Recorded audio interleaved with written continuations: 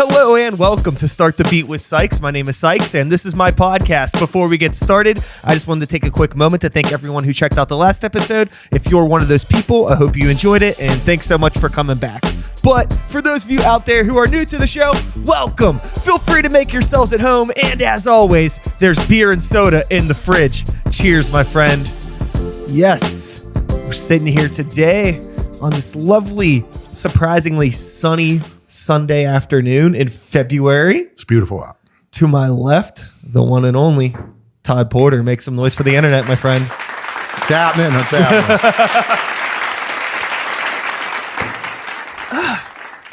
So how the fuck is the new year treating you, my friend? It's going good. You know, there's a lot of stuff on the horizon. It's a new year, but things from the past. Things from the past. Returning. 30 years. Let's start there. Eviction. Okay. Yeah. Playing a reunion show. Yeah. They didn't say it could happen, but somehow it's happening. Yeah, it wasn't supposed to happen. It wasn't ever supposed to happen. But it, I guess, it crept its ugly head in, and we got 3 original members. So tried for 4. We always switched around guitar players, so that would be a 5th member because every demo or record we had another guitar player, but bass player unfortunately can't do it. He, everybody grows and got different stuff happening, so he just couldn't have the time, and we want to put time in, so we don't want to embarrass ourselves. Totally. So he couldn't do it, and with his blessing, we're carrying on. Yeah, I know that over the years you've continued to play in bands, so you still have somewhat of a youthful energy to you. In some aspects. It might not be too difficult for you to get on stage. No. How are you feeling about the other guys? The other guys, the guitar player, Robbie's been playing. He's been playing in here and there. The drummer, he played in a couple years ago with Robbie, and then he had some personal issues. And I was surprised, like when we were going to get back together, he's the one that surprised me the most. I was just like, because I was worried, he got like toes cut off from Jesus Christ, from diabetes shit. Yeah. And all at once he surprised everybody. It's like, holy shit, he didn't miss a beat, man. He's a drummer and he's there, man. Oh, that's awesome. And Robbie's Robbie, and we got a guy named Dan Ford who was in tons of bands. Last band he was in the Volcano Dogs with Robbie. He's playing bass, and he was around when we were playing in 87. He was in bands. So and then the other guitar player, we got Mark, who was in the Cheats for the last 11 years, but he's not in it anymore. But he's an old metalhead, and he came back and helped us out. It sounds fucking killer, dude. That's awesome. I mean, if we had this lineup back in 90 and 91, we would have been golden. So that's an interesting place to go. A question that I have would just be the metal scene in Pittsburgh in the late 80s, early 90s. What was it like, or just the music scene in general compared to today? It was a lot different. Like now it's totally fragmented, man. There's you have all these different, punk rock genres or punk rock scenes. You got the rock room scene, then you got the pop punk scene, then you got, any other crap, then you got, the crap, I didn't mean to call it crap, but then you have, like the Roboto scene. But back then it was just one. We had one place to go. Well, 2. We had the Banana, and we had City Limits for the metal shows and bigger shows. But, every once in a while something would pop up, like the Sonic Temple would pop up, or there was a place in the Strip that Manny had. But basically it was 3 or 4 places, and that was it. And that's where everybody went. Especially early on, it was the Banana. That's where everybody went to for the thrash scene and the punk rock scene. That was it. And it was, you knew everybody. Yeah. You could walk down the street and see a freak. It's like, I know that dude, and you had something in common. Now it's like, I still feel that it's like that. Everybody, I guess I'm out of touch. I guess ours, what I play in our scene is different from but you're not wrong. I feel that you're not wrong in it being separated, but everybody knows each other. But it's this thing where it's like these bands just don't play with these bands for no good reason. It's dumb, dude. I like to play with everybody, dude. And I try to be friends with everybody, I'm an asshole. I just try to spread my assholeness to everybody. But yeah, there's bands that won't play with us. There's bands that are like, oh, I'm not into that. I had somebody talk to, we're not into cheats. I'm like, why? Well, that's not our kind of punk rock. Well, what kind of punk rock you like? Well, I like Johnny Thunders. I like the Sex Pistols. I'm like, That's I mean, what are you talking about? You know? They're like, well, no, I'm like, I like 77 punk. I like this. I mean, you know, we move on a little bit, but it's like, basically that's the roots of what we were, dude. Totally. Know? And it's like, I guess a lot of them never even heard of us. Somebody, you know, maybe one of their cool friends said, I don't like them dudes, or they're a bunch of old dudes. They don't know what they're fucking playing. Dude, I was into punk rock when it was called Hey Faggot. So that, you know, that's what it was. I mean, we used to get beat up for looking, you know, I see these kids with mohawks and everything, and I'm like, dude, you must it's be funny really how cool. normal it is. It's now. normal, you know. You see, you know, second graders in school with mohawks, you know.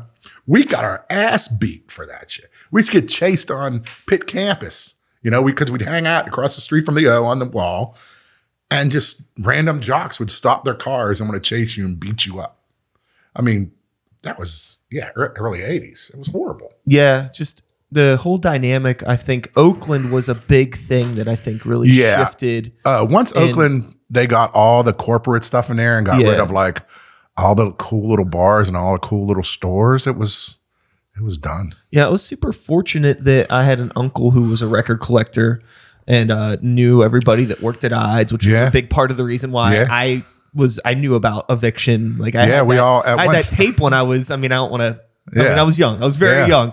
we all, at one time, we all worked there. Everybody in the band worked at IDES. But my uncle would take me to IDES and into Oakland back when the Beehive was open. And, there was, I got to go to a bunch of shows and see a lot of those places when I was really young. And I have very vague memories of a lot of it just because I was so young. Like I still remember it being a thing, and just anytime I'm in Oakland now, it feels so weird. Yeah, I drive through there and I'm like, and I'm always like, that was that. We used to go, even when we got a little older, it was still kind of, I remember even into my 30s or something was cool because, the Decade was still there.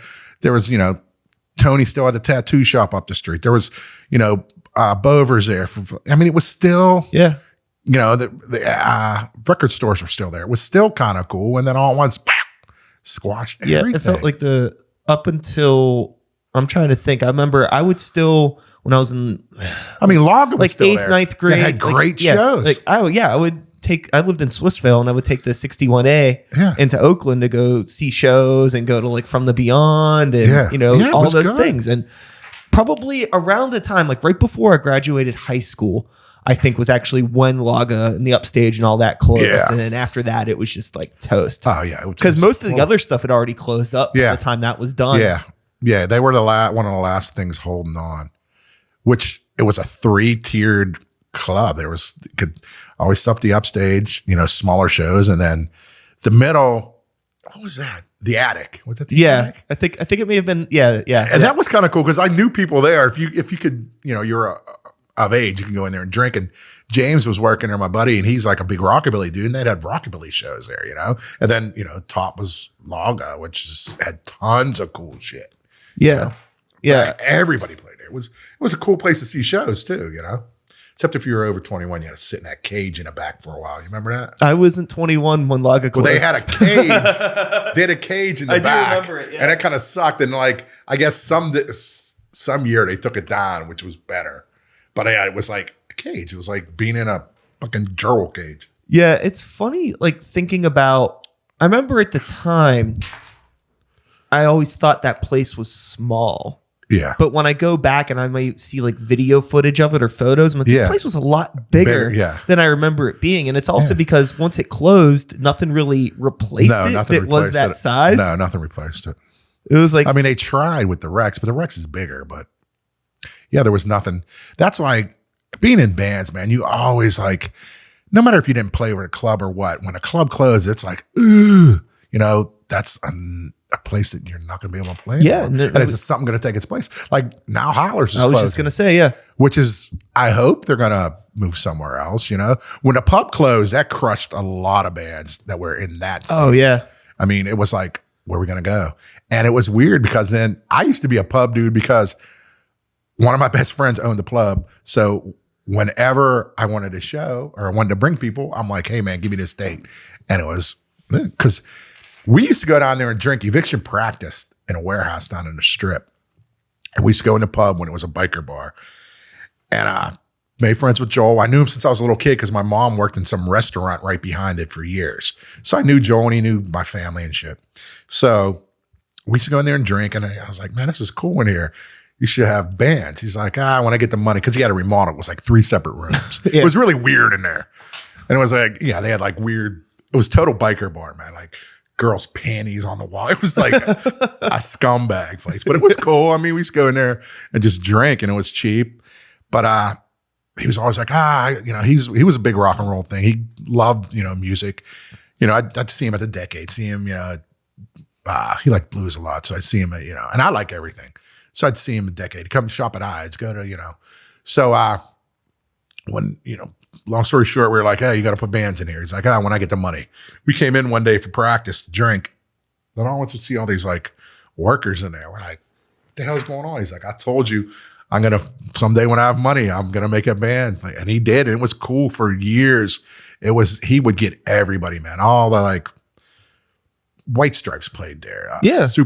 Everybody. And, but that's another thing. Everybody got sick of the place and everybody thought it was cool to open up another bar. So people didn't go there no more. Oh, I don't like that biker stuff. Joel's attitude, because Joel was a dude that didn't give a shit about what anybody said, Sure. But, and then there was a whole crew of bands that always were loyal. They're always played there. It was always cool. He always treated us fair. But when they closed, there was 30 bands who had nowhere to play. And it happened in my experience. I went to go book in other places and they're like, oh, you're a pub band. What do you want to play here for now? And I was just like, okay, you don't want my people to come in? No, it's cool, but you won't be top of our list if something's happening. I mean, they told me that shit to my face. And I was just like, whatever, dude.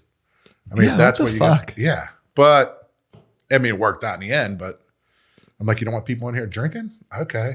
Have some crappy band that nobody's going to see. Yeah. I'll bring bands from, out of state or, signed bands come in here and play. And they're like, oh, yeah, okay. Yeah, we'll do that. But yeah, that left a big void in a lot of stuff. It's like everything else. I mean, probably, so Hollers, who knows? They're supposed to reopen in East Liberty somewhere. Yeah, but you know how that shit goes. It's going to be another 3 years before maybe even something comes up. And it's like, I think it's weird because, I don't know, maybe I'm reading more into it because they're not saying where in East Liberty. Oh, yeah. They're like, oh, East Liberty. They're like, well, okay, where? That's the type of thing where the day that they announced it, you had a bunch of people sharing the article that probably didn't even read it. Yeah. And then 4 hours later, oh, well, it's just going to reopen. It's like all of this is in the wind. It's like I've never even opened a business before, but I have friends that have opened businesses. You have a business, so you know what the fuck this is. And it's just like, it doesn't work overnight. Yeah, it's going to take a lot of time. It really, really sucks. Yeah. And it's crazy. But I appreciate it. I hope they open. I hope they open. I hope, that's another. Yeah, I hope for the best too. A bust, but. Yeah, it's a great spot. It's not just like, I can open a door and there's always dumb license shit. Especially with trying to do a music venue. No, yeah. You'll have people live upstairs from you. Don't want to, well, you're not going to have that in here. We can't sleep. You got to have it over by 9:00 or whatever. Never works. Yeah. With you over the years, you've pretty consistently been in bands since Eviction, right? Yeah, I never stopped. I think I stopped for like 6 months and I went crazy. Was Eviction the first band that you were in? That was the first band. Well, I had a high school band. We were horrible. Like, it was bad. But like, that was my first kind of real band. Yeah. Like taking promos and playing shows. Yeah. we lucked out a lot. We got in and we had a lot of knowledge and a lot of, knowledge. Because we were all working in record stores and we all knew what was going on. We all were like into the underground. So we kind of caught the wave early, and Robbie, who's the guitar player, was managing that band Dream Death. Okay. He was managing them guys. So really? Yeah.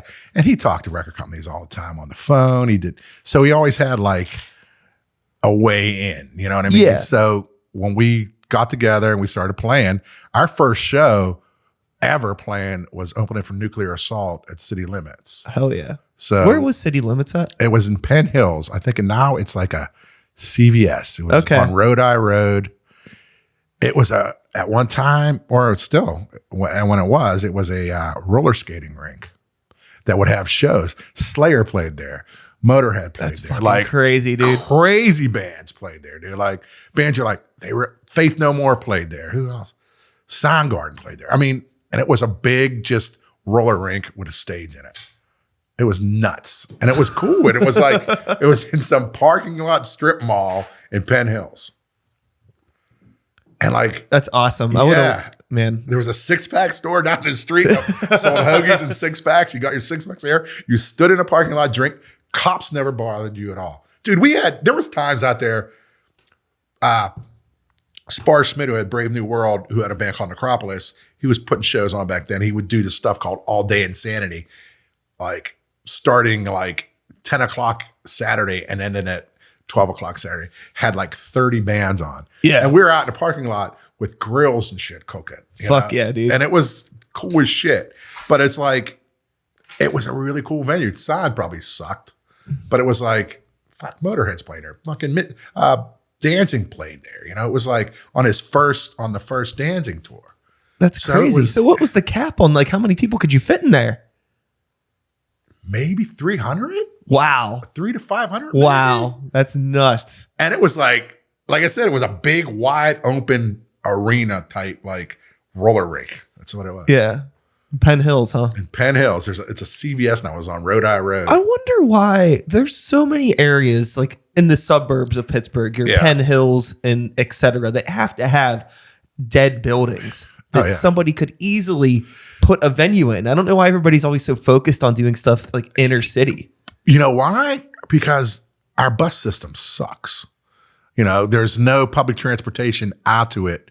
Even that, there was a bus that I think went out front, but it was over by, after the show, you'd see dudes just hanging out going, you going into the city? Give me a ride. I don't know how many times we're like told dudes getting back that's when you could ride people in the back of your pickup truck. Or like, get in the back of the truck, we'll take you where we're going, and then you find your way out of the city. Yeah. But yeah, out there, people still went to it, man. It was crazy. I think I don't want to say if you build it, they will come. That's some cliche shit. But I feel that if you had a decent venue that was 15, 20 minutes outside the city, you got Lyft and Uber now. People find a way to get out there. Now. But people are fucking lazy. It's like they don't want to leave, they don't want to leave their couch. Yeah. Once they get home, take their shoes off, they're done.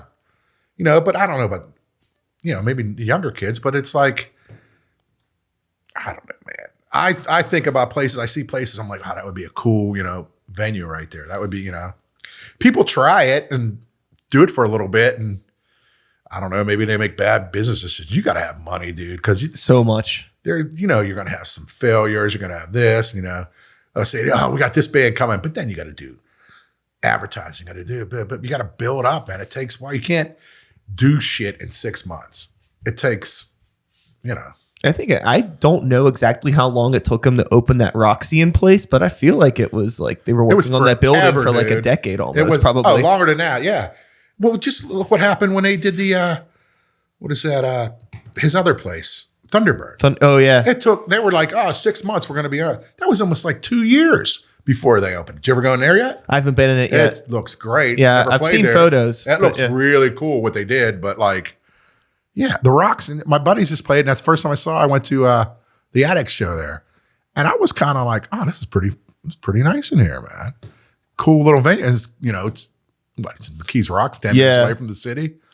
I mean, supposedly it's doing all right. I went to the Descendants show there. Oh, it was packed, right? Yeah, and it was like. It was cool, but it felt weird just because it's a little bit too nice right now. Yeah. It's all nice. It's like the paint has to get a little crusty. Yeah. It'll feel a little better. I walked in. I was like, I was downstairs downstairs they have all these dressing rooms and like this big like maze of stuff, and I'm like, man, this is too nice in here. Yeah. My buddies were from Baltimore.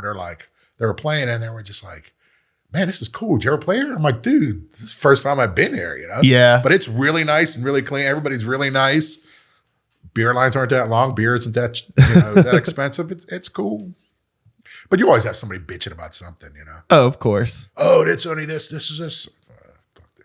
I feel like a lot of the people that do the complaining, it's like, oh, you don't get out a whole lot. Or And like a lot you haven't of left the the- house yeah. in like 5 years. Yeah. And then a lot of them too are like, it's, you know, hearsay. They never went there. They're just, Sure. They're just reciting bullshit that their buddy told them. Mm-hmm. Who their buddy was probably an asshole. So, I'm allowed to swear. yeah. Oh, okay. You can fucking swear. Okay. It's fine, man. I have a potty mouth. It's all good. So, where did you grow up? Like in Pittsburgh proper? Do you Yes. claim any suburb? I'm not a suburban kid. I'm a scumbag from Mount Washington. Okay. I was the only punk rocker in Mount Washington. I think people wanted to beat me up all the time. Even with my buddies, like I was like the weird one. But yeah, I grew up in Mount Washington, man. I used to go down to the city. Dude, I remember, it's really weird because I remember going to the city with my friends because we used to take the incline down and just walk across the bridge. And my parents were always cool about that. You know, city used to be totally different. It was always tons of people everywhere. There was like 30 movie theaters down there. We used to go on Saturdays, just hang out and just go to like movies all day, you know? But I was like, oh, I remember seeing that movie as a kid. And I like looked it up just for the fuck of it to see what date it was. And it was like anyway, I was like 9 years old. And I was like, my parents were letting me go in the city with my buddies at 9. I was like, I guess it was always like, you can go in the city, just don't go by the river. It was always like, and what did we do? We used to go down by the river and fuck with the barges and shit. But yeah. But yeah, I grew up in Mount Washington. And I'm really weird. My girlfriend always gets on me about this shit. Like we'll be somewhere like out of town or something. There's like, yeah, I grew up in Pittsburgh. And I'm like, oh yeah, where? And they'll be like, Greensburg. And I get really mad. I'm like, you're not from Pittsburgh. Sure. Or even like Monroeville. I'm like, you're not from Pittsburgh, man. Pittsburgh is Pittsburgh. Yeah. They're like, oh, yeah. And my old lady's, because she's from like Irwin, she's always like, well, it's Pittsburgh. I'm like, no, it's not. So, yeah, I grew up in Mount Washington. Yeah. Right by the incline. Nice. Yeah, I grew up in Wilkinsburg, and my uncle always we would take the EVA busway straight to Ides. Yeah. And it was funny because by the time I became like 9 years old, I would like tell my grandma, like, oh, I'm just going to go skateboard up the street. Yeah. And I started like saving up bus money and just taking the EVA in the town because I learned how to take the bus. I started learning the route real early. Yeah. I remember like just one time I came home with a CD and everybody was wondering like, where did the CD come from? Yeah. And it wasn't at Ides. I had taken the 61A into Squirrel Hill to go to the National Record Mart. I bought like a Korn CD or something. Yeah. That's funny, man. Yeah, it's like, especially, you know, when you're that close to the city. And that's why I like went to a lot. Dude, I was seeing shows. I saw so many great shows at the Stanley Theater when that was downtown, which is the Benham now. Okay. But that used to have tons. And you always had, from living there, you always had buddies that worked there. I had a buddy who worked, you know, selling popcorn. So it was like, just come down and tell the guy at the door you're my buddy, he'll let you in. So I used to see tons of cool concerts there, man. And then there was another way. You go on the side and they had a fire escape. And you could jump on the dumpster and grab on the fire escape and pull it down. And you could walk up the fire escape and go into one window upstairs. And you could always go in to see shows. So we had our little scams to see. Yeah, I remember, dude, tons of cool shows there.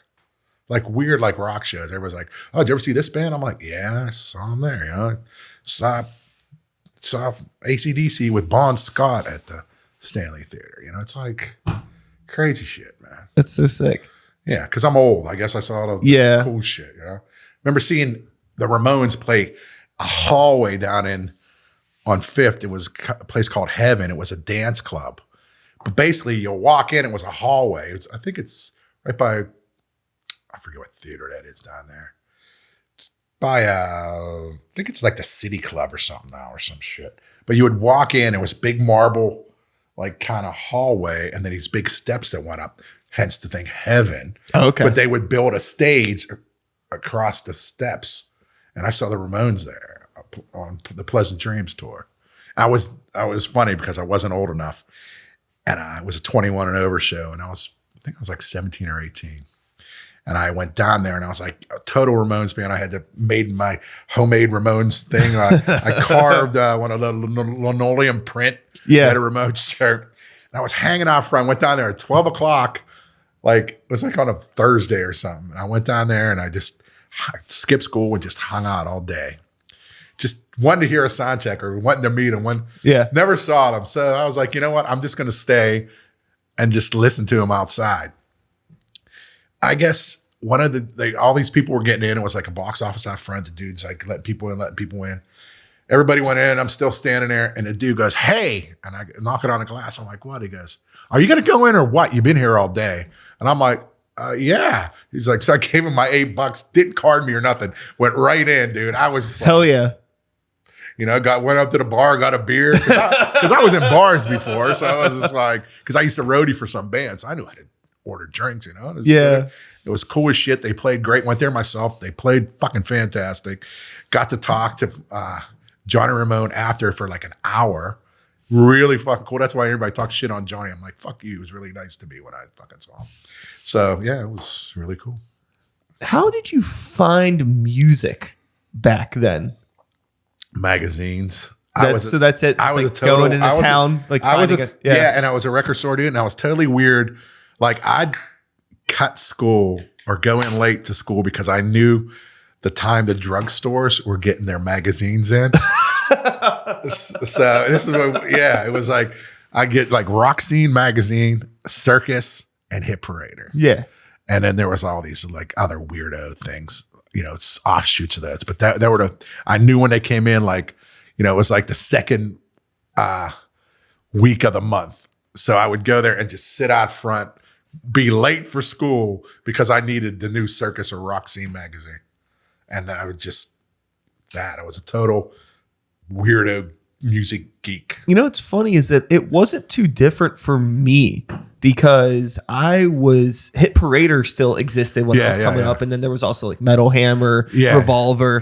Like those were magazines I was reading in high school because the internet existed, but it wasn't like in my fucking pocket all the time. I mean? I didn't even have a cell phone until after I graduated. So I'm like one of the last generations, I think, to go through entirely school without all that stuff. But it was the same thing for me. I didn't have a lot of friends that listened to any of the metal stuff. It was like I just had the knowledge from my dad and my uncle. And then it like transitioned though, because the stuff I started listening to, it's like I grew up listening to like Maiden and Metallica and all that stuff, and I always loved it. But then like the, you know, Korn and Slipknot and all that stuff started happening. So I was into that. I'm fucking 14. I'm gonna be into Slipknot. You know? And but it was all like finding magazines and tearing the pictures out and hanging them up in the bedroom wall and all that stuff. When I found, I was a weird kid. Like, I was always hanging out with, dude, I was in 6th grade hanging out with dudes in like high school just because like music things. Sure. Like I'd hang out with like, you know, I had my friends, but then I'd, you know, their older brothers who liked music. I'd start kind of hanging out with them guys, you know? So yeah, I was 9th grade hanging out with like seniors and stuff because 8th grade music wise.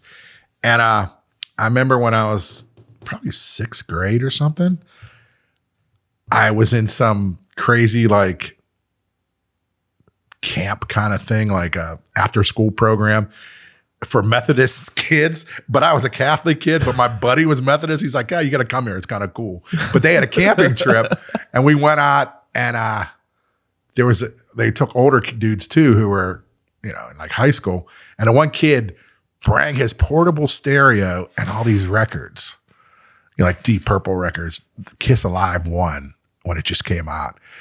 And I never heard of Kiss before. And he had Kiss Alive 1 and I was just like, totally like fell in love with the record, dude. Just like looking at all the like, oh my God, these dudes are like superheroes and shit.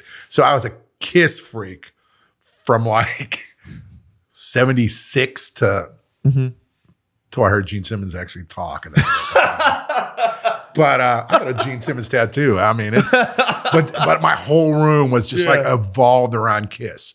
And then from there, you know, you'd read, oh, Kiss took their stuff from the New York Dolls or talked their stuff. And I was just like, oh, I got to check this band. I got to check this band out. Oh, I go see Kiss and this is band's opening. So it was, I was a total Kiss freak. I cut out little pictures this big and TV Guide and put them on the wall just because like my whole room was collaged with Kiss shit.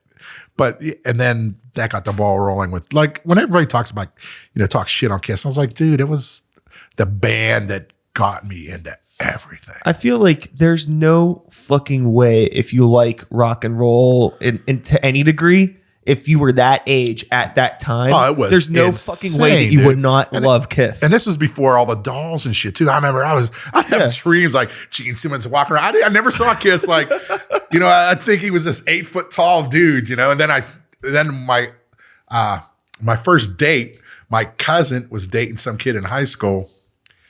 And he had a sister, I think we were like 7th or 8th grade, and they thought it'd be cute to try to fix us up. Okay. And our first date was a Kiss concert. No shit. And I really didn't give a shit about her. I was just like this. They're like, and my cousin's like, hold her hand. I'm like, I was just totally fascinated with the Kiss show. I didn't give a shit about anything. And then after that was like, that's all I cared What was your first big concert? Do you remember? My first big concert? Yeah. It's going to sound really lame. That's fine. The Carpenters with Paul Revere and the Raiders. Paul Revere's tight, dude. Yeah, it was cool, I guess. Yeah. I was a little kid, but I remember that. Like, I played in marching band and when I was really little. And we went to Notre Dame and that was the concert for us. It was Paul Revere and the Raiders, Cherokee People. I remember when they played that, and then the Carpenters. And it was really cool because Carpenters were playing like in the middle of the arena. And they call it, before you couldn't go onto the floor. And then the Carpenters called everybody down to the floor. So we ran down to the floor. Okay. It was really weird. I mean, it's the Carpenters. But I'm old. I'm sorry. But I don't even know what year that was. Maybe. Yeah. It's interesting the way that live music, I feel, has changed. I imagine like a lot of those bigger shows that were happening around that time, I feel like that's kind of a new thing, like the idea of a big rock and roll concert. Dude, I went to that one crazy show with ZZ Top at the stadium when I was a young kid. And that was at Three Rivers. It was nuts. Yeah, nuts. It's like nobody probably had it figured out how to logistically do this correct yet. 3 people died and like people were falling off. They were trying to walk up. If you ever remember, Three Rivers Stadium had those weird kind of... Yeah. People were walking there and falling off. Somebody tried to climb up the backstop of the stadium, the baseball backstop and fell off and shit. It was young and people throwing fireworks and shit. I remember that. It was crazy. It was ZZ Top T for Texas store. I don't even know why my parents let me go to these. My parents were fairly young. I think my mom had me when she was 16 and she was always like a big Rolling Stones fan and all that shit. And my dad always liked Motown stuff. So it was like, I heard a lot of different things and concerts were fine. I could go to concerts, Yeah. Parties, it was like, no, you can't go to that party, but you can go to this concert. I'm like, concert's kind of worse than the party. Yeah. I remember sitting there and dudes passing joints and we're like, 10 years old. They're like, eh. And sitting in the Civic Arena and just looking over up top and it just covered in weed smoke, dude. Yeah. It was nuts. Yeah. My parents didn't really give a shit either. My mom was probably 16 or 17 when she had me. That was 18, 19. Yeah. Just they cared enough, but it's my mom loved Poison and my dad was all, Megadeth and Metallica and shit. And they just didn't care. And they worked all the time too. So my mom's brother watched me all the time. Yeah. He was the one that would take me down that Yeah. I saw the Cramps and Reverend Horde and Heat at Metropole and I was probably 9. It's why are you taking me to that? I'm stoked, but it definitely just changed my whole perspective on shit. And I'm really thankful for it because now, I mean, just even growing up through my teens, stuff that a lot of people took as being weird or off. I'm like, this is nothing. Yeah. I just grew up around seeing insane stuff. That's my brother. My mom had my brother who was 11 years younger than me. So it was he would listen to me more than me would listen to my dad. I mean, even to this day. But he was always coming around. He'd sing at Eviction shows and he was, I got pictures. He's yo tall, but I take him. He saw all kinds of cool shit. He saw all kinds of cool shit at the Banana because I'd take him and he was 10, 12. Went to, he saw the Ramones at the Syria Mosque. I took him. I took him to see the Stray Cats at the Stanley Theater, U2 at the Fulton. He saw all kinds of cool bands. I don't know. That's how it was. And then even my son, Derek was always around seeing shows. I'd take him, all kinds of places too. And he, Derek, he's into music. And it's funny is I know Derek, and I probably see you more than I see him now. Or Porter, as they call him. Yeah. Yeah, when people call him Porter, I'm like, huh? Oh, yeah, Derek. But yeah, he was, he was always around music too. So, he was there when we were practicing. He was always, I take him in Eyes when he was little as hell. He's always like, I remember going Eyes behind this. And he's the same thing. He's like, he was getting into that Korn and Slipknot and shit. I was always like, yeah, we're like the same age. So yeah, it's definitely like, there was that stuff that was around and I liked it, but it was always like my parents' music. Yeah. He had to find it. He had to find his own way. So like it was like, okay, cool. Like I always liked extreme music, but it all came back around. I love all of it. Yeah. One of those things you can't listen to. You're trying to find your own. Yeah, you don't want your own shit. And it was funny. Everybody's like, when they were little, they're like, yeah, they'll like that for a little bit. Then they were like, they're gonna get their own way. And I'm like, oh, that's cool, I guess. I mean, I'm not listening to the same stuff my parents listened to. That was a good gateway into stuff.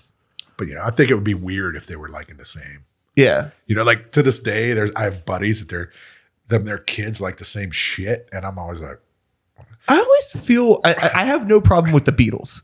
But anytime I see like a young kid like wearing a Beatles shirt or even like a Jimi Hendrix shirt, it's just like it's like how or why are people still I don't digging know. all this? It's like I think I have no issues with it. It's just so interesting that it's still like the Beatles, the greatest rock band of all time. I went to the Beatles, I think, in high school for like 10 minutes. And I was just like, because somebody like, hey, check out these Beatles. And I was like, yeah, that's cool. But yeah, I don't like the Beatles. Like I was just like, I guess I didn't get it. You know what I mean? There's people that get it and love it. And I'm just like, thing that's just wasn't there. The thing that blows my mind the most about the Beatles is that they weren't even a band for a decade. No. It was such a short amount of time. It was just like hyper speed. What I think they put out it like was, 14 albums in like 8 years or something. It was all fucking timing, man. I guess maybe there was nothing going on, and they came in with something different. I'm always a Stones dude. You either like the Beatles or the Stones. I like the Stones because they're just dirtier and just nasty. My uncle was a Stones dude too. It's like, Beatles too clean, man. I want fucking dirty fucking rock. Yeah. But yeah, I mean, Beatles. It's like in high school too. Like, there was like the weird, I was the weirdo because I didn't like, the Doors. I mean, the Doors were all right, but I was never a big Doors fan. At the time, it was like, Doors, man, yeah, Led Zeppelin. I mean, I appreciate Led Zeppelin, but like, you give me a Led Zeppelin record and a Ramones record, I'm gonna take that Sure. Ramones record. It's just like, I just wasn't into them, dude. What about Pink Floyd? When my dope smoking period, I kind of liked them, I guess. I mean, they were always all right. Yeah. It was just like, okay, that's cool. And me personally, I was the kind of dude to be like, yeah, that's cool. You like that. I wasn't like, I grew up with dudes like, you don't like that? You're a fucking asshole, man. What the fuck? Oh, and sure. And I was always like, there's still people like that. oh yeah, there is. Yeah. Can't believe you don't like it. It's like, no. But yeah, I was never into Pink Floyd either. Like, I guess, I had a cassette of like Dark Side of the Moon. I used to listen to it to go to sleep to, but that's not it. I mean, whatever. The Wall came out was kind of cool, but I was never like, I love them. They're great.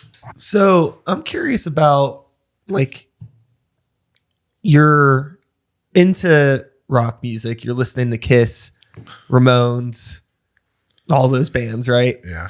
And then things start to get a little hecticer in the realm of heavy music. You have your Metallicas, your Slayers. These bands start to come out, Oh yeah. I mean, like, and then obviously you eventually end up being a part of it with Eviction, doing like the thrash stuff. But like, what was it like just like whenever that bubble first started coming up and bands were doing that like extreme stuff? It wasn't that, to me, it wasn't that much of a fucking jump because I was already into like old, like punk rock at the time. Yeah, okay, yeah. So, there was like AF, like Agnostic Front and fucking Verbal Abuse and, Necros, the Misfits. So I was already new kind of heavier shit.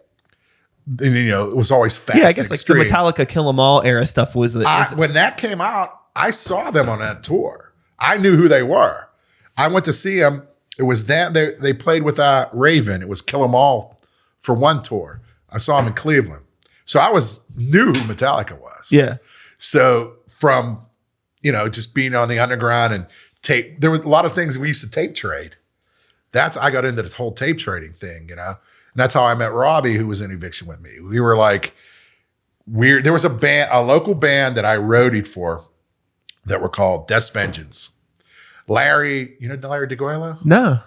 He was the road manager for Rusty Group for years. Maybe if I saw him. You'll know him. See, he's a bald dude now. But he runs he does everything for production at what's that place with the bowling thing? The big place that shows South Hills. Oh, I'm not sure, unfortunately. Yeah, they have shows out there all the time. They still have shows?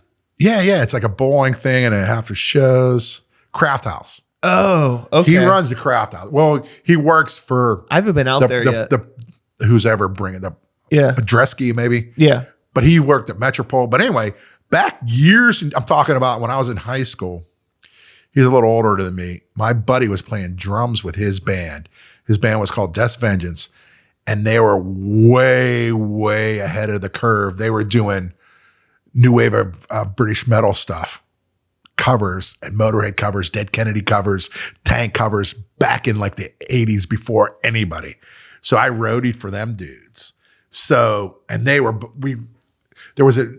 heard of Kerrang, right? Yeah. Magazine. Kerrang we'd get Kerrang and Sounds all from England. So we kind of knew ahead of the curve what was coming. So, because English press always knew what's cooler than the American shit. Sure. So, yeah, we were always ahead of the curve, and we knew about Metallica. We were like, this band. I remember I made my mom. She worked at a costume store or something up in Uptown, and below them was a record distributor. And I made her a whole list of the records I wanted for Christmas, and that Kill 'Em All just came out. And I made her get me that. But anyway, I knew Metallica, and like I said, I saw them on the first tour. So it was. But it just didn't feel like a huge shift for you. It did. It was like all at once. It was like, oh shit, before you were getting with punk, you got digression with not really a lot of guitars or a lot of musicianship, but now you're getting it with, these dudes can play and they're fucking heavy as shit. And then, from then it goes to Slayer and then fucking, I saw all them bands on their first fucking tour, dude. We used to take buses and go fucking see them. I remember I saw Maiden when they had Paul Di'Anno in Pittsburgh. And then, we heard. Where'd they play at? Do you remember? Stanley. Oh, okay. And then they played the arena. They opened, I forget who they opened for at the arena too. But then, we heard they lost a singer, they kicked out Di'Anno. We're like, oh, what's this new singer about? My buddy's like, oh man, because we used to get papers from Cleveland too. We'd go see shows in Cleveland, so we'd grab like a newspaper, like a city paper from Cleveland, see who's coming. And it was a show, it was Iron Maiden, Girls' School, and the Scorpions. Fuck. And it was Iron Maiden's Number of the Beast didn't come out yet, but it was just coming out. And we went and saw that tour. That was a fucking whole epic how to get there.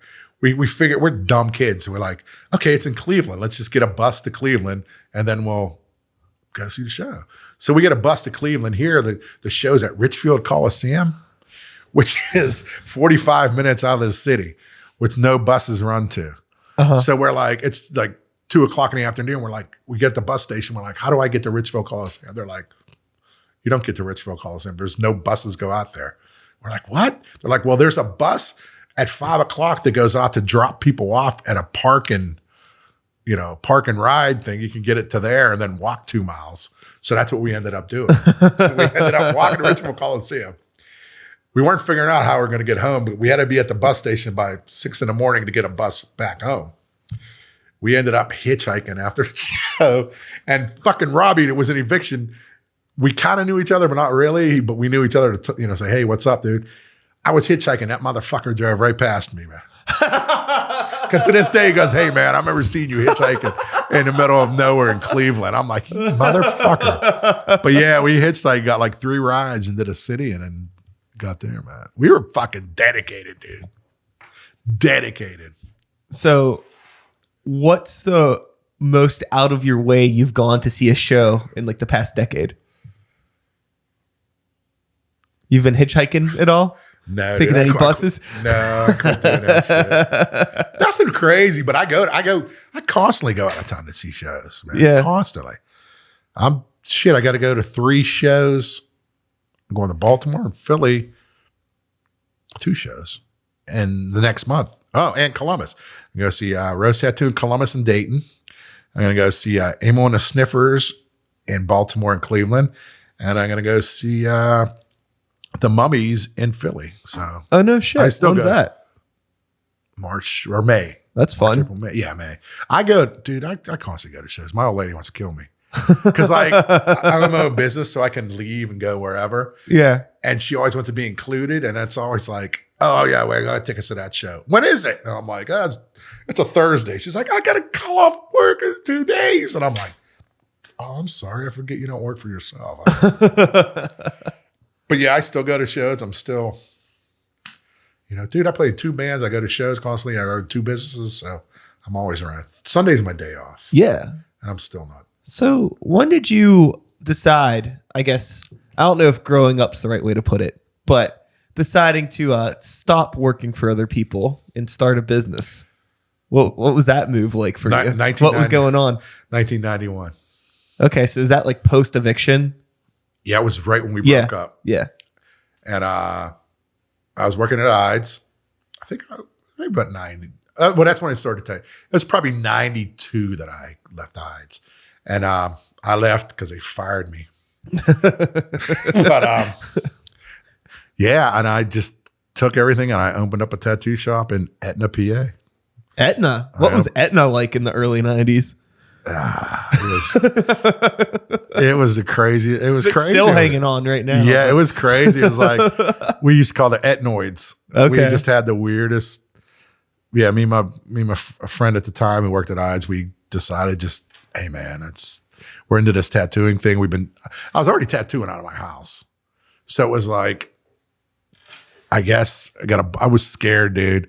We had to bite the bullet. I only had so much money and was like, yeah. But like my house was set up like a tattoo shop. So I didn't need anything. It was just that, oh shit, I'm going to have to rely on all this for my income. Totally. So we took the step and it was good. It was hard for a couple of years. I opened in Etna. I left Etna. I opened up Iron City Inc. And it was Iron City Inc. and Etna, which turned into Jester's Court because I was partners with the guy in Jester's Court. I moved to Oakland, right across the street from Chiefs. I was there for years, and then I went to Strip. I was in a strip district. Moving around a lot. Yeah, I was in a strip for a while, and then it just got really weird down there. But that was when we were down there. It was cool. That's when Metropole was happening. Yeah. So it was like it was good and bad. We were tattooing all kinds of bands, and like we knew everybody at Metropole. So we were like. We could go up and did a private club. We had fucking passes. We thought we were rock stars to get, and like, yeah, we were rock stars to get up there, but it's like, we weren't getting any discounts on booze. Sure. And at the time we were all drunks and, we'd blow $300-400 on booze at a night. And then we're like, so yeah, sure. Let them in. Yeah. And then like the next day we're like at work, we're like, oh shit. We got to make up that money. So we're like, okay, this tattoo will be 150. This will be, trying to decide what we're going to, So yeah, but it was fun, dude. And after that, I moved up to Oakland. And then from there, I moved to Shadyside where I've been for like 17 years. When you were getting into doing tattooing, what came first, wanting to tattoo or doing art? Doing art, because I went to Art Institute. I couldn't get a fucking job. Oh, okay. And it was like, well, I quit early anyways, but like nobody Art Institute, their thing was if you got a job at McDonald's, they considered that job placement. Oh. It was fucking horrible, dude. All the dudes I ever went to school with there, I think 2 dudes got really good jobs. Everybody else was like, and that was before computers too. And then, later on when it was like, oh, you got to learn this computer thing. And I was just like, hey. Oh, so you were like in the middle of all of that. I was before that shit. And I was just like out of it. It was all copy and fucking paste with, tracing paper. Yeah. And all that shit. And I couldn't get a job, but I met from being in bands. I met some kid in Cleveland Dave Araka, who played in a band called the Young Guns down in Cleveland, and he played in Integrity, played in all kinds of bands. But he moved up here to go to art school. And when he called, was like, "Hey man, I'm up in Pittsburgh. I'm fucking with this tattoo stuff." But at the same time, my buddy, who I was getting tattooed by,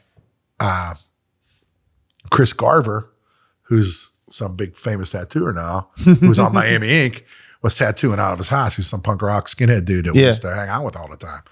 So I had two dudes that were my buddies that were into tattooing, and they were just like, "This is just tattoo, man. Just tattoo." So they helped me get equipment, and I started learning, and that's who taught me how to tattoo. And then I started doing it out of my house. I had a whole shop in my house because business was good. Yeah. I could fuck up my friends. It was like, and so my whole house, I was in my Washington. I had a whole house. You walked in, it was a tattoo shop in my house. But then, after odds, I just took the step, and it was scary. Like I said, for years, it was living really tight. I was like, but and you're still playing in bands and going to shows. Yeah, and trying I was still to do doing all dumb that shit. Yeah, but it's like, and it was. Do you think it would have been easier if you wouldn't have been doing the dumb shit financially? No, because of that. Yeah, probably. It probably would have been easier. Probably would have been, But I'm sure there's plenty of experience and stories that dude. you wouldn't trade stuff for I anything. wouldn't trade for the world, man. Back then, there was like 4 dudes, and there was the old guys tattooing, but the new guys, there was only like 4 or 5 of us, and that was almost like being in a fucking band. How many tattoo shops were in the city then? Was it like it is now? None. Okay, yeah. There's none in the city. Me, a kid named Guy Asper, for old punk rock dude, and Tony Urbanic, who owns Inka Dinka Doo. We tried to open down the street from the Decade in like 1990, 91 or something. We had the building. We were working on it and everything. It was coming along great. We had to go to a hearing, and they denied us. Wow. So it's like we lost all kinds of money. And then from there, that's when I went to Aetna. And I believe Tony went to work for Bruce for a while, but he ended up opening up in Oakland. He was probably one of the first ones in the city. And then I came back into the Strip District. There was this like crazy rule that had no bearing, that they thought you weren't allowed to open in the city because nobody did. So we were like, "Oh, you can't open in the city." That was the rumor, but you could. But yeah, and there was only, I can count on my hand how many of us, and we were like, we're tattooers. It was a lot different now. Like everybody, you could throw a fucking piece of turd and hit a fucking tattooer. Oh yeah, you probably hit a kid with a mohawk on the way. Yeah, a kid with a mohawk. Shit, tattoos all over their fucking face. It's so funny because it's like now I feel it's good that things are accepted, and obviously you don't want people calling people names and beating people up because they, you don't want to deal with that shit. Yeah. But it's also like this idea of like counterculture. Where is it gone? What is it? What is? And like everything's too safe anymore. There's no counterculture, right? Is there? No, I don't know what does I love being called a freak back in the day. It was like cool, but what does anybody do to it's like that whole idea of like individuality and standing out, but everything's just like homogenized. I don't know what. I don't know what it takes to be even if you're a freak, you're not allowed. You're not allowed to be called a freak. You don't have an Instagram, so you're a weirdo. That's all you can do now. And it's like I kind of like being. I don't know. I guess there's new stuff to people like being weird, but I'm totally not PC, and but I bite my tongue on a lot of things. A lot of shit I think it's funny, but it's people get all weirded out, and so I don't go there. I have at my shop, I have a lot of shit. I have Jesus Christ, everybody works so younger than me, but from different scenes. I got girls working for me. I got 3 girls. I got fucking 4 dudes, on that shop. Then I got another shop. It's pretty diverse, you know. I think I'm pretty diverse, but like, yeah, there's no like weird counterculture, man. I mean, I guess, yeah, you made me like think about that, dude. It's like I haven't thought about it, but like, what's weird anymore? I mean, and even if it's weird, you can't call it weird because what do you call me weird? Sure. I mean, I used to love you. You're a fucking weirdo. I'm like, okay, good. I got a blue mohawk. I'm in 12th grade. Okay. Yeah. Maybe 12th grade. In the books, it's 12th grade. Yeah. I honestly don't know. It's so. I mean, it was cool to be a metalhead. It was cool to be a punk rocker. You know, it was cool to be outside of everything. It's so interesting how everything's changed. Now it's like the cool thing is you see like, I don't know how you feel about this, but you'll see like 18-year-old kids like with covered in face tattoos that are like rapping and stuff now. Like, I don't understand. What's that whole? Yeah. What's that been like seeing tattoo, that whole thing? I mean, it's cool. Like if you're in an industry, I mean, whatever, dude, that's what you do. But I don't know, you know, I just don't understand it. I guess that's it's not a rebellion anymore because how many people have them? Yeah. You know what I mean? It's like, oh, well, cool. I remember when I got my neck and hands done tattooed back in the 90s, early 90s, mid 90s. And it was like, a big deal. I had to think about it. I was like, dude, I'm going on my neck.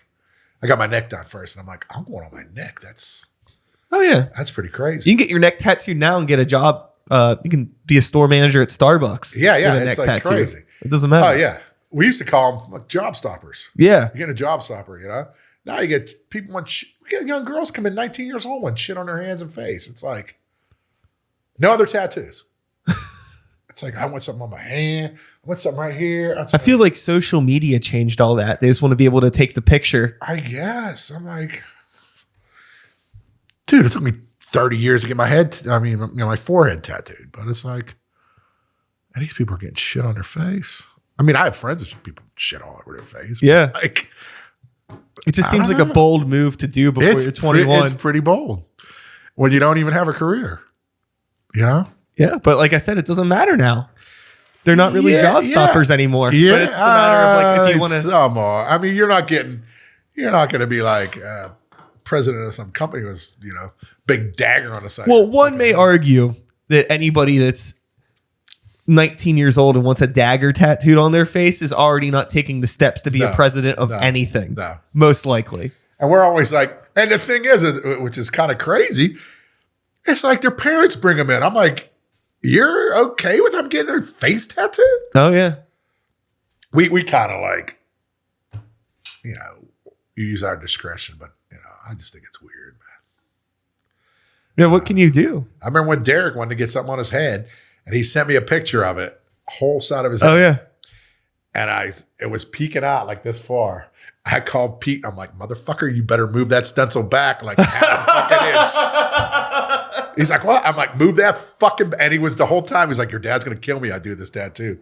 I'm like, I don't mind getting his head tattooed, but I don't want to peek it out on the side, dude. I mean, who knows? That's when he was younger too. I was like, yeah, dude, he don't know. I remember when he got his head tattooed. Yeah. But now he's in the tattoo industry, so he can do what he wants. But yeah, he was like, I'm glad you said that. I'm like, yeah, I didn't want poking out on your fucking face, dude. So, and I don't know, I'm a fucking, he's my kid. Yeah. So here you are, all these years later, a business owner, still playing in rock and roll bands, a father. 3 times. Yeah. Yeah, it's crazy. It's like, would you have thought that you'd be in this position 2 decades ago, 3 decades ago? No. I didn't know what I wanted to do, man. And it was weird because my youngest was like, same thing. He's like, I don't know what I want to do. I'm like, dude, you're 17 years old. There's a couple of years to figure out what you want to do. Totally. I mean, it took me, I every day, man, I just, thank God. I lucked out, dude. I totally lucked out.